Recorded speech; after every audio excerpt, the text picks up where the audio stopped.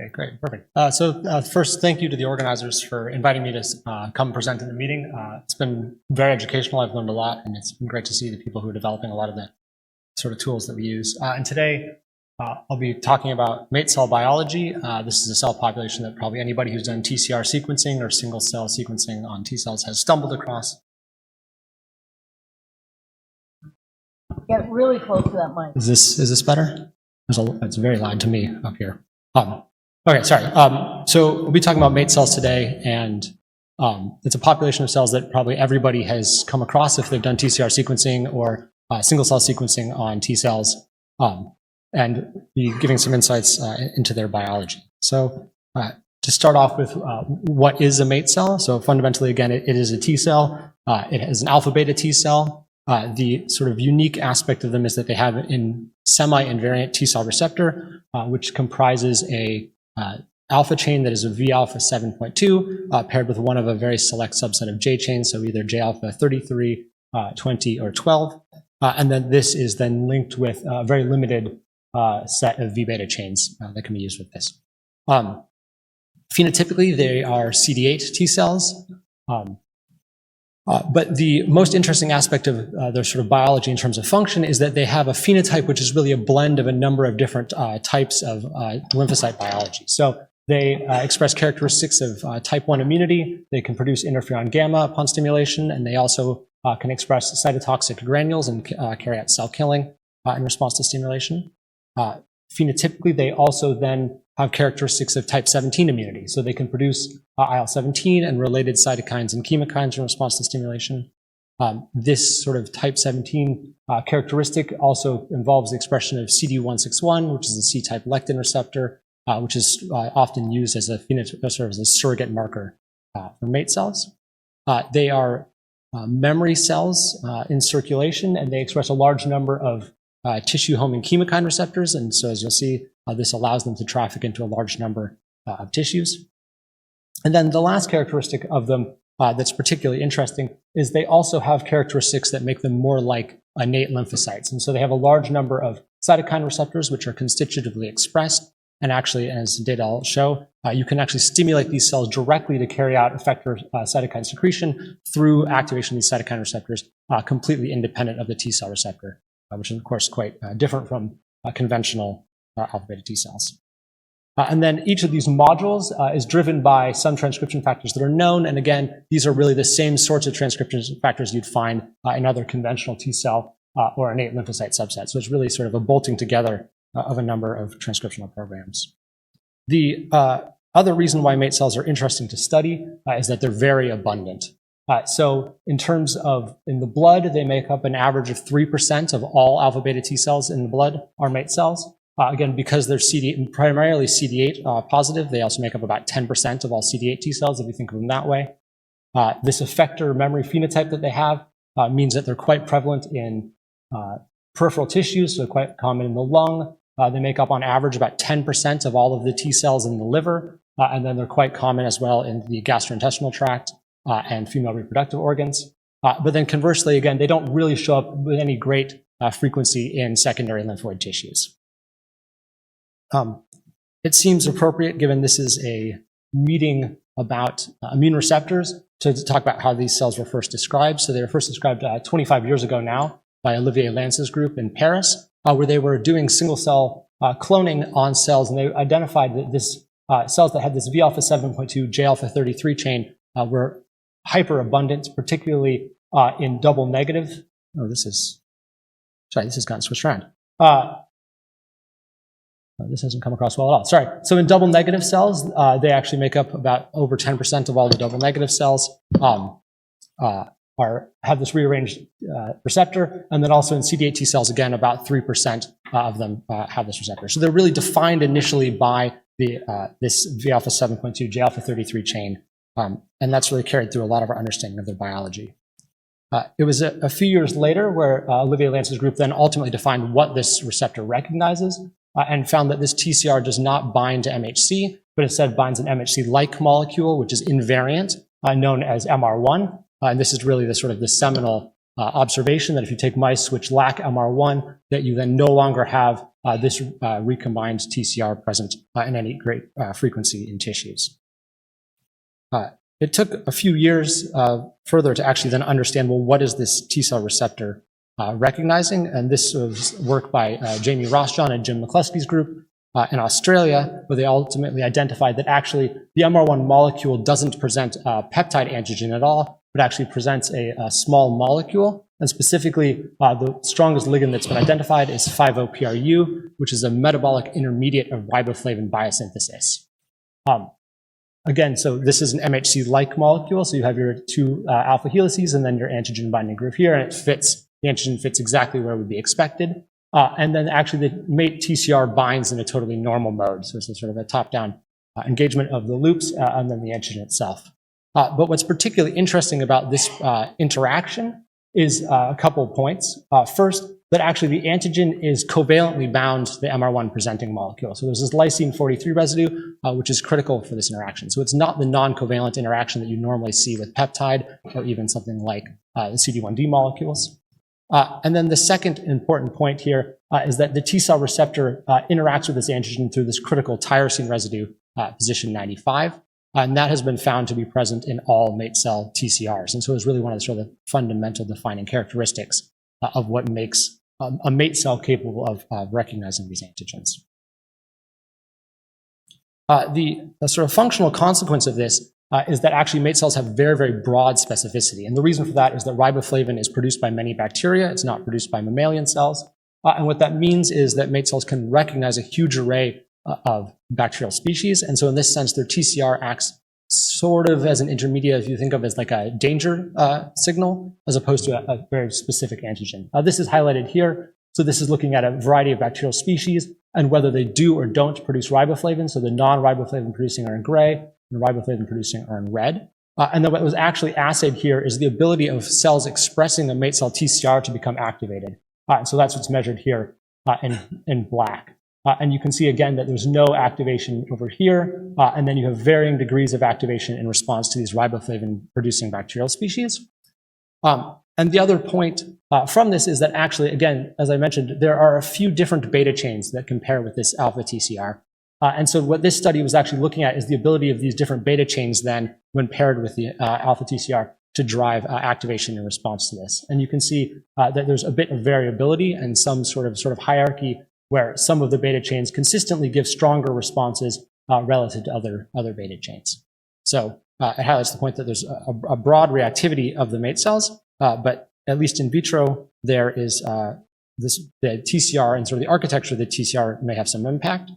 But it's been really hard to understand actually sort of in vivo what the significance of this variability in the TCR is. I thought this was easier just to list it as some bullet points.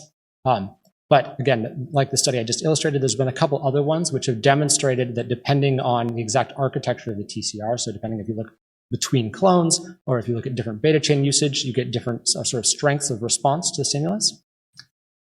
It's also really unclear and conflicting in the literature whether or not there's a role for different TCRs and trafficking to different tissues. Some studies say yes, and some studies found nothing there.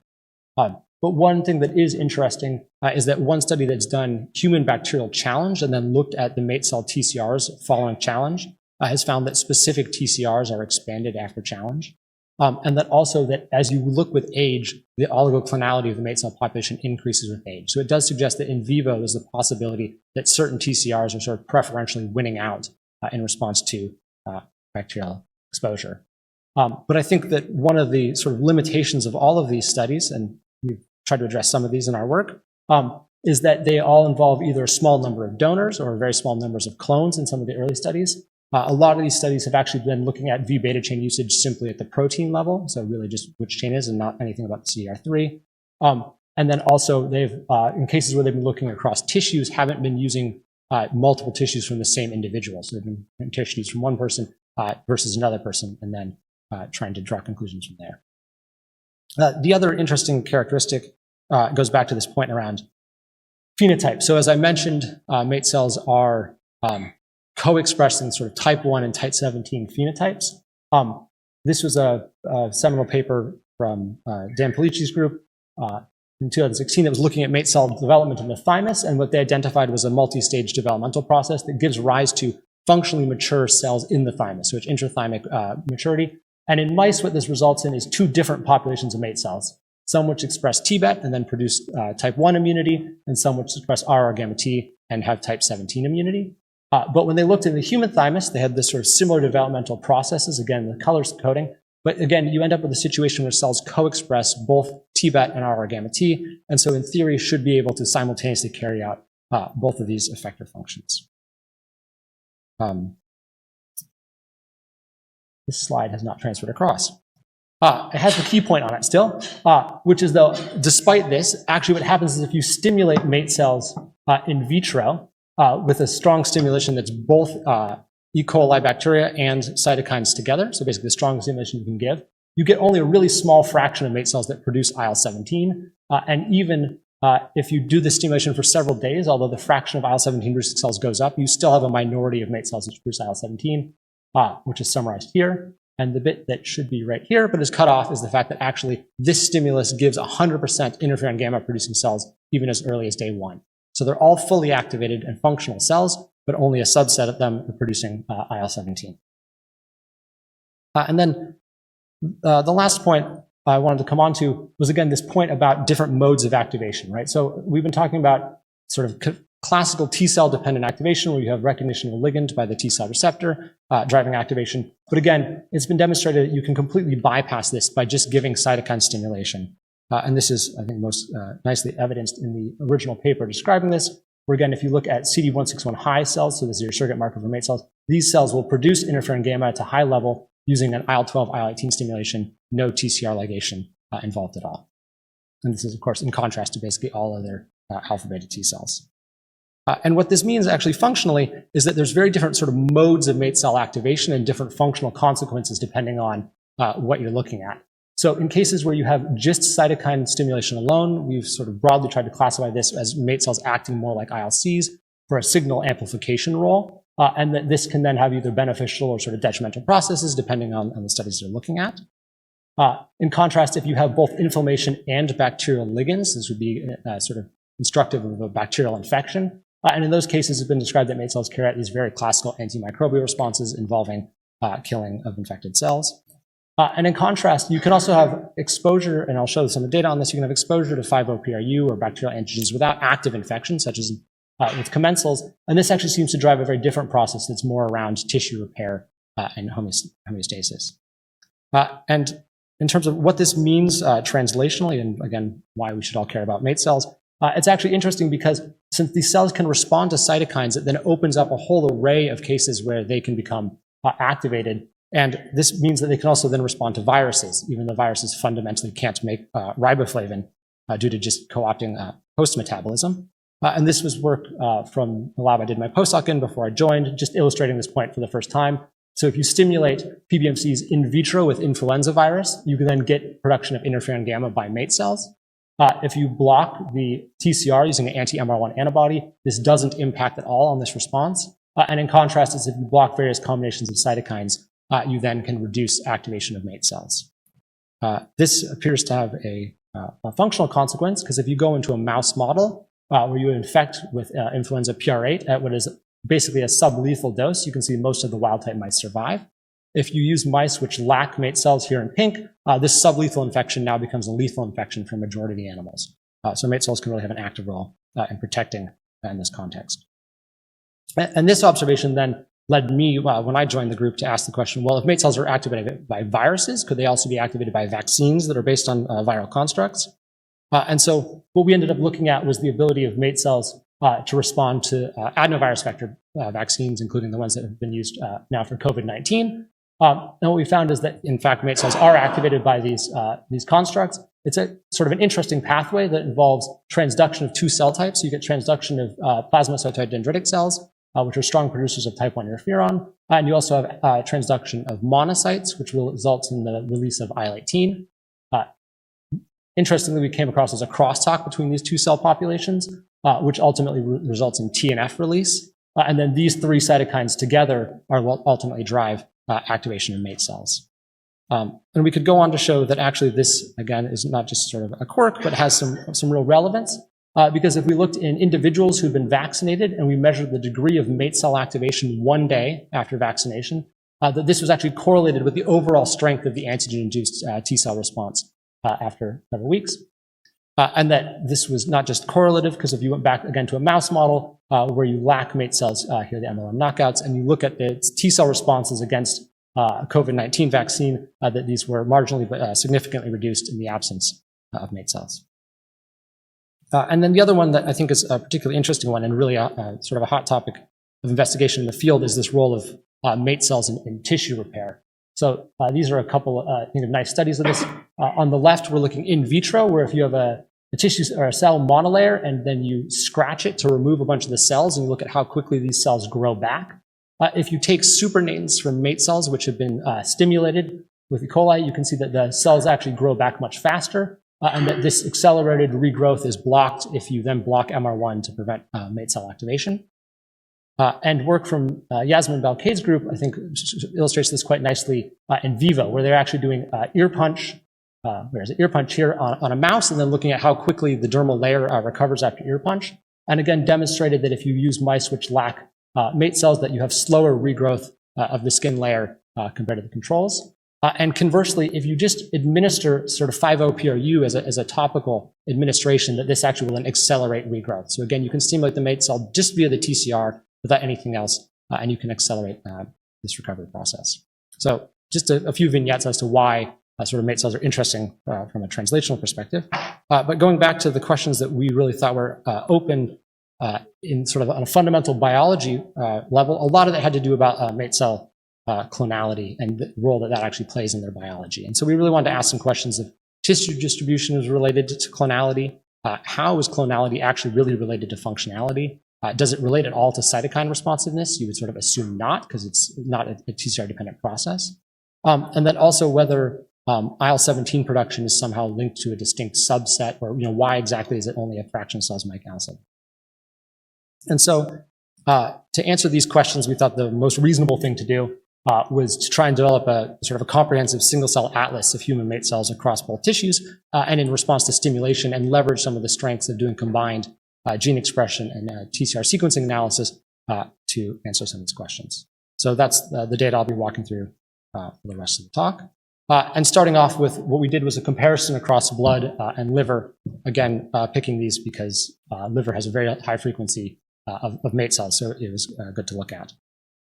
So this is work that was all performed by Lucy Garner, who was a PhD student between myself and Paul Klennerman, and so this will be outlining her thesis work. And so the first question we really wanted to ask was, we did 2 experiments where we took blood and liver, again, from the same individual, so these are matched. We did this in 2 experiments, totaling 6 sets of matched blood and liver, and then we had a number of other sort of extra tissues that we had included. And we isolated MAIT cells using 5-OPRU loaded MR1 tetramers, so we have a very specific T cell population here. And then we also sorted some conventional memory T cells as a comparator group, and put them through the 10x genomics single cell gene expression, then also paired VDJ analysis. For the second experiment, we also did the oligoconjugated antibodies to look at protein level expression, and those data are basically completely concordant with what we see with the antibody, or sorry, with the gene expression. So I'm just going to show gene expression data today. And so the first point, if you, of course, always start off with your UMAP looking at your populations of cells, the first observation was that MAIT cells and conventional memory cells separate almost completely on a UMAP. This is consistent with what's been known, that they have these very distinct phenotypes, and that's recapitulated here. But what was also interesting then, if you zoom in on just the MAIT cells and you look at blood versus liver MAIT cells, again, also that these 2 populations separate out quite strongly on the UMAP.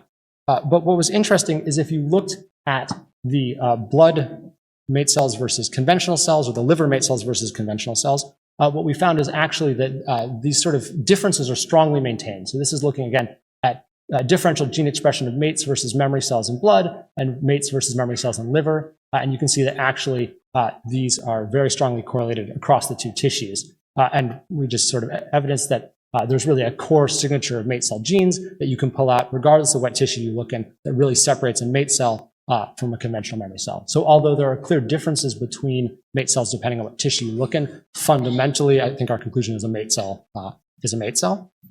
In terms of what's actually different between the two tissues, there's really sort of two things that came out. So this is looking at pathway analysis, and specifically in the liver MAIT cells, they seem to be more activated. So we have evidence of cytokine production, T cell activation, responses to inflammation, which we think is probably consistent with the fact that in the liver you have sort of constant exposure to bacterial antigens as a natural filtration process of the liver. And then the other point is that MAIT cells in the liver have a tissue residency signature, so they appear to be more tissue resident. This is by GSCA analysis using two different signatures of TRMs, and this actually corroborates some work that's been done on bulk sequencing of MAIT cells from this tissue as well. So those are sort of the basic tissue phenotype differences, but of course the point that we really want to know is how does this relate to clonality? And so we took a step and did some TCR analysis. Because the audience, I'll say that one of the things we did for the TCR analysis is we kept both. So cells that had two alpha chains, we actually kept because we knew a priori that they had to have a V alpha 7.2 to be considered a MAIT cell. So as long as one of the two alpha chains was that, we kept those. And then we just kept cells with 0 or 1 beta chain, respectively. So I think it's a sort of a unique aspect. I know this was something that was discussed on Monday, but it's sort of a unique aspect of the biology of these cells and thinking about how you deal with multiple alpha chains. And so actually when you do sort of the basic analysis of the TCR, it's really I think a story of two different chains here, which is that the alpha chain, as I sort of alluded to, is very fixed, and the beta chain is actually much more variable than we even would have imagined. So again, these are all TRAV1-2 positive by definition. But what you see is that if you look then at the J segment usage, again, you get 33, 12, and 20 are basically the only chains used. And these really don't differ between the two tissues, with J alpha 33 being by far the most abundant. What was interesting is if you look then at the beta chain, again, you get the expected cases where you basically get 61, 64, and 21 are the most common ones. This is consistent with what's been reported. But actually, there's a pretty reasonable fraction of these cells which use a different beta chain than what's been described. And actually, interestingly, this wasn't really random, right? So the most common J alpha 33 rearrangement actually was more often paired with these sort of non-canonical beta chains than some of the other populations. What's also interesting then, if you look at CDR3 length, again, you get a totally different story. So in the case of the alpha chain, there's only one length that this can be, which is 12 amino acids. And in contrast, the beta chain has quite a large diversity of CDR3 lengths with an average of 15 amino acids. And what this means then, if you then actually look at the residues present in the CDR, again, across all of the different TRAG usages, you have many amino acids that are fixed. And again, all of them have this tyrosine here at position 8. But in contrast, the beta chain is incredibly variable, right? So I've only pulled up the sequence logo here for ones that are 15 amino acids in length. And you can see that there's really no consensus whatsoever. So you can really have any amino acids that you want in the beta chain. And so what that then means is if you look at sort of diversity of the overall chains in this way, of course, you have much, much, much less diversity in the alpha chain relative to the paired beta chain. This has some consequences that we really weren't expecting. And the first is that, again, it's described as a semi-invariant TCR and is often thought of as a quite oligoclonal population. But if we actually compared oligoclonality by looking at, so this is the unique clonotype ordered by decreasing size, so the largest here, and then of course what fraction of the repertoire is made up by each clone. And if you compare this across all of the individuals for either the MAIT cells or the memory T cells, there's actually no difference in oligoclonality. So the same degree of diversity as the overall alpha, beta, and memory T cell population. But actually, you arise through this diversity through really different mechanisms. So this is looking at, for any given alpha chain, how many different unique TCR beta chains could we find paired with that alpha chain in the data. Apologies that the colors are switched here, MAIT cells are now blue. But again, for the memory T cells, you have a case where you basically have one alpha chain is uniquely paired with one beta chain in almost all instances. But actually, for MAIT cells, you have a case where about 25% of all of any unique alpha chain can be found paired with multiple different beta chains across the samples. So there's quite a bit of promiscuity in that regard. The other sort of unexpected observation of this was that actually if you then compared the TCR repertoire overlap between tissues, so this is between blood and liver, you get about 75% of the TCRs could be found across both tissues. And again, this actually wasn't really any different than what you see in the memory T cell populations. And so really what this means for the MAIT cells is that the frequency of that clone in the blood is very strongly correlated with that frequency of the clone in the liver. And so there seems to be a very large degree of overlap and sharing in that regard. The hypothesis is that these are supposed to be public TCRs, right? They have an invariant alpha chain. And so sort of thinking in the field was that you should be able to find shared clones across individuals. And so we also took the opportunity to look at that. In this case, we looked at the amino acid level for shared sort of functional clonotype, because of course, the nucleotide level, there's no reason per se that they'd be shared. And actually what we found was incredibly private T cell receptors. So this is looking at paired alpha beta clones, and this is looking at for each individual, these are all the cells that we found, and then how often that specific clone is found in other individuals. And so actually it turns out that for any functional clonotype we found, it's almost exclusively found in one individual, and we had no case where we had the same clonotype which was found in more than 3 individuals. And this is totally driven by differential chain function. So if you look at this only looking at the TCR alpha chain, you now have a case where nearly all of the alpha chains have at the amino acid level, a clonotype which is found in all 6 of the individuals we looked at. And then conversely, the beta chain is basically never found outside of the person that it was found in. So it's a highly private TCR repertoire, which is actually all driven through beta chain diversity.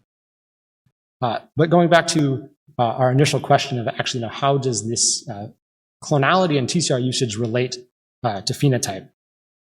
So the first thing we want to do is to understand, well, what are actually sort of the phenotypic variation here?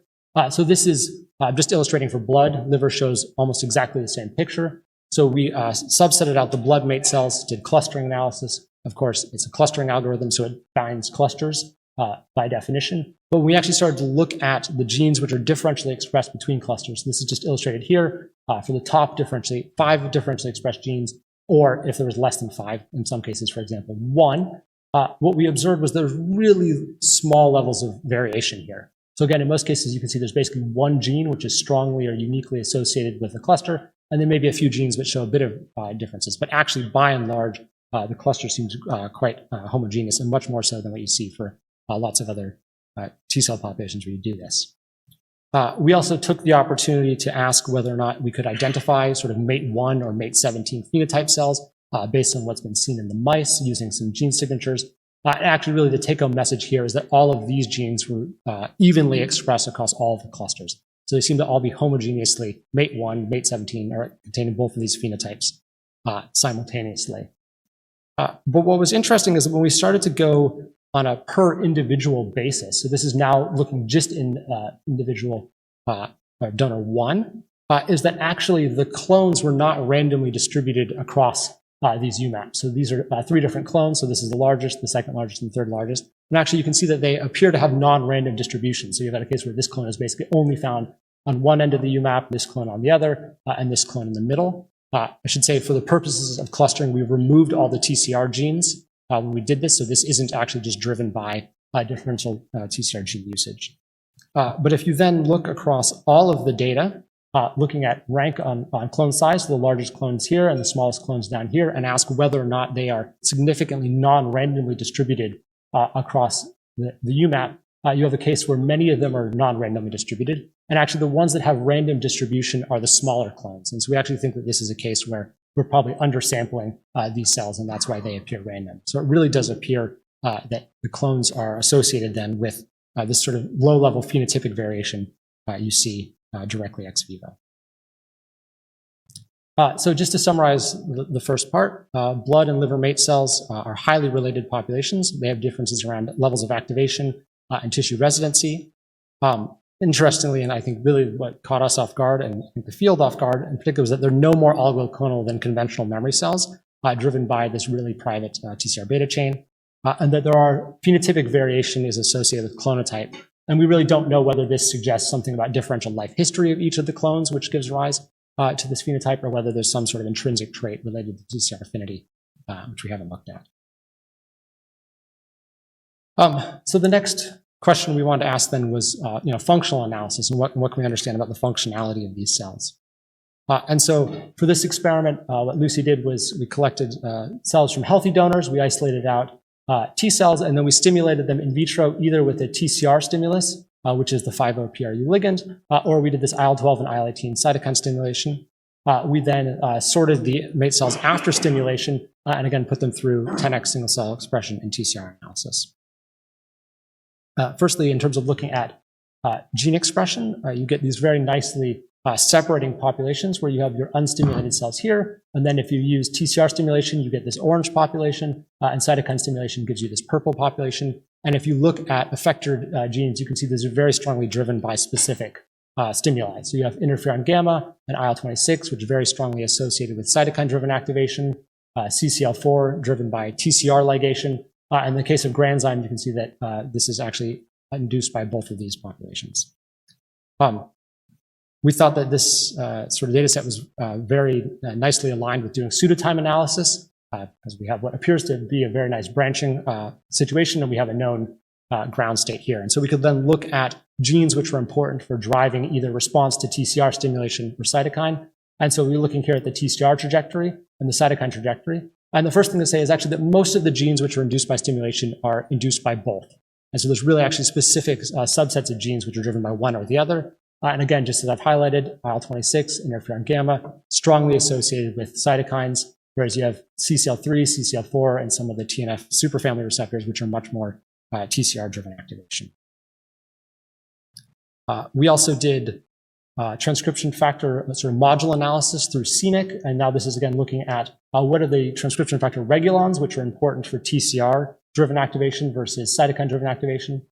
Some nice positive validations that transcription factors like EGR2 or NR4A1, which are known downstream targets of TCR stimulation, are associated with the TCR pathway. And also conversely, STAT4 is much more associated with cytokine-driven activation. It's the immediate downstream transcription factor of the IL-12 receptor. So those were nice validations. But we've been following this up more, but there's some really interesting hits here in terms of, for example, BATF and BCL6. These are transcription factors known to regulate conventional T cell function in response to TCR ligation, but actually seem to be more associated with cytokine activation in MAIT cells. And conversely, HIVEP3 has been described as regulating the development of unconventional T cells, but we seem to have also identified a role for it in regulating the functionality of these populations. One thing that we could do was actually look at some of the effector functions that we're really interested in and ask, well, what are the transcription factors that are regulating those? And an interesting point, so we just picked out a subset of effector functions of interest, but actually these cluster quite separately. So you have cluster 1, which is a number of effector functions associated specifically with TCR activation, and these give a distinct set of transcription factors that are regulating them, in contrast to cluster 2, where again this involves both some of these cytokine-driven activation as well as signals that are activated by both TCR or cytokine ligation. It gives, again, distinct patterns, and interestingly, again, BATF has come up as something that's really critical for driving these cytokine-specific responses. Turning back to then, well, how does this relate to the TCR, and can we get any insights there? So the first thing we looked at was beta chain usage. So this is a rate of all the beta chains that we found, and what we're measuring is the distance of any given cell along the pseudotime axis. So the assumption being that this is the most activated and this is the least activated state along that. And this is for TCR stimulation, and then over here on the right we have cytokine stimulation. There's quite a bit of variability for any given beta chain, as you can see. And actually, there was really no difference in beta chain usage and how activated the cells were across the donors. And that this was also true for cytokines. The cytokines look a bit busier because this donor here, 3.2, actually in general is just less activated. So it's sort of pulled down across the board. But there's no real association with beta chain usage and degree of activation by this metric. In contrast, if you look at clones, so again, this is now looking at clones ranked. The largest clone is over here, down to the smallest clone over here, and looking at TCR trajectory or cytokine trajectory split out by the 3 individuals. And actually here we do see differences. So you, again, have quite a bit of variability within a clone as to how activated those cells are, but there are some clones that appear more activated than others. And this is true both in TCR, but also in cytokine, right? So you have cases where some clones are more or less activated in the cytokine response to cytokine stimulus. one thing that was interesting is that actually for both looking at the beta chain usage or clonotype, there was no correlation on how strongly a cell was activated on one stimulus and the other. So this is here pseudotime on the TCR versus pseudotime on the cytokine, and you can see there's no correlation by either of these metrics. So it's not that some cells are intrinsically more capable of being activated in response to stimulation than others. This also isn't associated intrinsically with clone size. So this is the largest clone here and the smallest clone down here. And regardless of whether you look for cytokine or TCR trajectory, there's very, very modest associations, or in some cases, sort of inverse associations with clone size and degree of activation. So it's not simply that the largest clone, which is presumably the most fit because of the most times it's been re-exposed, somehow has a higher functionality. The one thing I should say is probably evidenced by the previous slides that we hadn't really found any IL-17, right? And so we wanted to actually design an experiment that was going to specifically look at IL-17 to try and, again, understand what is actually happening in that regard. And so we repeated the experiment I've just described, but now we've added an extra condition, which is TCR ligation and cytokine together, because that's what that previous publication had showed was better at inducing activation. And then we also did the experiment for either 1 day or for 3 days, again, to give longer time of stimulation to try and see better activation, and then sorted these cells for sequencing. And so what we observed, again, is that if you look at the distribution of these cells, you have exactly before, you have a separate cytokine response, you have a separate TCR response, and now you have sort of what looks in between on the UMAP is a TCR plus cytokine here, and at 20 hours, you then get all this small population here, which are IL-17 producing. If you do 3 days of stimulation, so we only did the combined TCR plus cytokine stimulation here, this again now leads to a robust and measurable population of IL-17 producing cells, so we could really look into their biology. One of the things that we took advantage of in the 1 day stimulation is that because we had all the conditions, we could ask what was different between all of them. And so actually, if you look at genes, so this is genes induced by TCR or genes induced by cytokine relative to genes that are induced on the merged case. And actually, in both cases, this gene that was chosen most uniquely as an outlier here was actually IL-17 itself. And that the other genes that we found, for example, interferon gamma and IL-26, these can be attributed to the fact that this contains cytokine and this stimulation doesn't. And conversely, for example, CCL3 and CCL4, because this one contains TCR. So there's really something unique about this combined stimulus that specifically drives IL-17 production in the absence of much else. What we observed, and consistent with the prior report, is that the longer you stimulate the cells, the more IL-17 producing cells you get. So that was quite reassuring.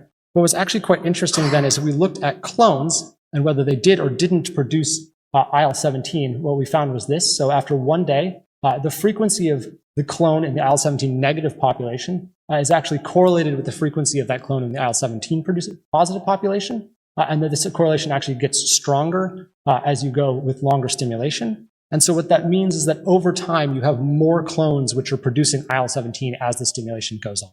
So it doesn't appear that there's a subset of cells which make IL-17 or even a subset of clones that make IL-17, but really given enough time, it seems like every cell is moving in that direction.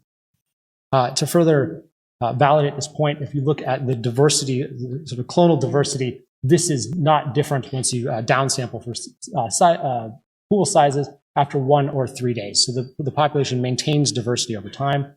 And there's also really no difference in beta chain usage in the IL-17 positive or IL-17 negative populations. So it really appears that there's nothing intrinsic about the cells that can or can't make IL-17, and that appropriately all of them could with enough stimulation. But that really left us with the question, well, why is it that some are and some aren't? And so to try and begin to answer this question, we did ATAC-seq. So we looked at chromatin accessibility around these loci to try and understand how this is regulated. So I should say this is bulk ATAC-seq. This isn't single cell. But what we did is we sorted either naive T cells, again, MAIT cells, or conventional memory cells. And first we looked at the accessibility of the chromatin around known type 17, so phenotype characteristics, right? So RR gamma T, IL-23 receptor, or CCR6. And again, consistent with the phenotype of these cells constitutively, MAIT cells have open chromatin and accessible chromatin around these genes, in contrast to the memory populations. But what was interesting is if we then looked at the effector loci, so IL-17A and IL-17F, you do get some accessible chromatin here and here, which of course you do, again, don't see in conventional cells, so don't make this. But actually the degree of accessibility is really quite different. So this is, you'll notice the scale bar here is from 0 to 1.1 or 0 to 2.5. And actually, if you look at the piling up of peaks around here, you're going from 0 to 25. So you're talking about 10 times more reads in this area. So it appears that there's actually not a lot of accessibility here. And this is in contrast to another gene, granzyme B, which I've already shown you, strongly induced by large fraction of cells 1 day after stimulation, where again, there's a much higher piling up of reads. And so we think what's actually going on is that while these cells are constitutively type 17 phenotype, there's actually quite a bit of extra regulation that occurs. Yeah, I'm on the last slide. Thank you.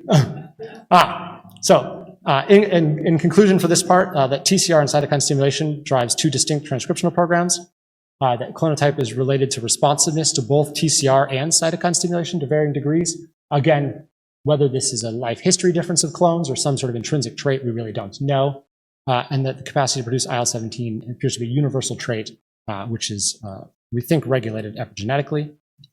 And to summarize everything, so MAIT cells, highly conserved program across tissues. The stimulation by cytokine or TCR ligation drives distinct transcriptional programs. And really all aspects of MAIT cell biology appear at least some level to be associated with their clonotypes to varying degrees. And that they actually have this really private repertoire, which we really weren't expecting. And then finally, the IL-17 is sort of a universal characteristic. So with that, I think about there. Again, Lucy Garner really led all this work.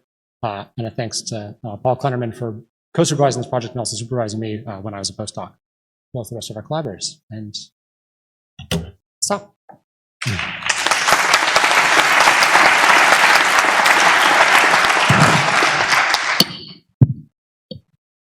Oh, good, this is working. Okay, good. So we've got lots of questions, and I have to say, this is such a great explanation of MAIT cells. A really nice background and talk. And I have a question myself, and that is there variability of MR1 such that the TCRs are getting trained on them? Do you have anything in the thymus? No, so it's totally invariant.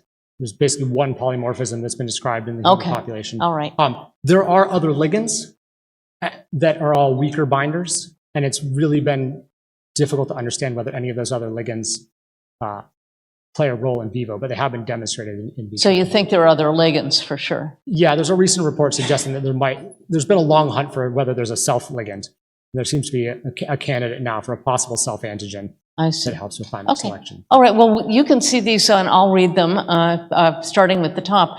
How is the specificity of the alpha chain rearrangement achieved? Suppression of other V alpha expressions? Yeah, it's a great question. So from my understanding of it, that TRAV12 is actually the very end of the loci. And so you actually get iterative rearrangement then that comes to the end, where that's basically the only one that's left to form a productive alpha chain. So that's like receptor editing, kind of? Yeah. Yeah, okay. Yeah. How much of the MAIT CDR3 alpha is germline encoded? So I think understand the vast majority of it through the J chain. So I think the vast majority of it is J chain. Okay, good to know. Did you explore the TR beta constant region gene usage? Any skewing between TR beta C1 versus TR beta C2? That's a great question. We did not. So didn't do it. Okay. I'll take that back with us. What proportion of MAIT clonotypes exactly overlap between tissue and blood? So it was 75. It was on average 75% of all of the clones were found across both, and we could find all of the largest clones, for example, we'd find in both. Nice. Okay. Have you seen the CD8 MAIT if they have another TCR in addition to the V alpha 7.2 that might suggest they also recognize antigens in the classic MHC manner? That's a really good question. I was actually just thinking about this morning. We didn't look. So like I said, we kept the second alpha chain in because we knew we were looking for one of the alpha chains, but we didn't actually look at whether there was differences between double alpha chain versus single. I would say there's probably a limitation in our data that obviously you get a lot of chain dropout when you do this sequencing through 10x. And so it's hard to know how many of the ones that are just a single chain are actually truly single alpha chains or are missing an alpha chain. But we could definitely try and explore that. Okay. So for the clonality transcription program question, would it make sense to do an unsupervised bi-clustering of the repertoire alongside the gene expression data? Yeah, so if you do that, then you get clustering that's driven strongly by the beta chain included in there. Because, again, it's a uniquely expressed gene for each one of them, so it pulls it apart quite strongly. Does the link between TCR clone and cell cluster just represent cell subsets captured at different states at the point at which you took the sample? That's a great question. We really don't know. I think that's a reasonable hypothesis, again, given the fact that they all have a very similar antigen and the differences in sort of TCR affinity that have been shown are quite nuanced. I think that would be a reasonable conclusion. So that's high on your list. So I would actually, sorry, as a relation to that, if you leave MAIT cells in vitro, like if you just rest them in vitro, so for example, our unstimulated cells, a lot of the variability you see goes away. So that would suggest also that some of that is how recently maybe they've been activated. All right, okay. Do you know how much the MAIT response against vaccines is vector-driven? Would they respond to a non-vectored vaccine, a protein or mRNA? Yeah, that's a really good question. I guess for a shameless self-promotion, we just published a review on this last night in Current Opinion of Virology. If you want to read it, there is evidence that they are also activated by the mRNA vaccines and some degree by proteins. I think the mRNA vaccines are particularly interesting given they're specifically designed to suppress this sort of cytokine-driven activation. And yet there have been reports of activation of MAIT cells. So. Great, and congratulations on your paper. In the solved structure of MAIT interacting with MR1, is the TCR beta chain contacting and involved in binding to MR1?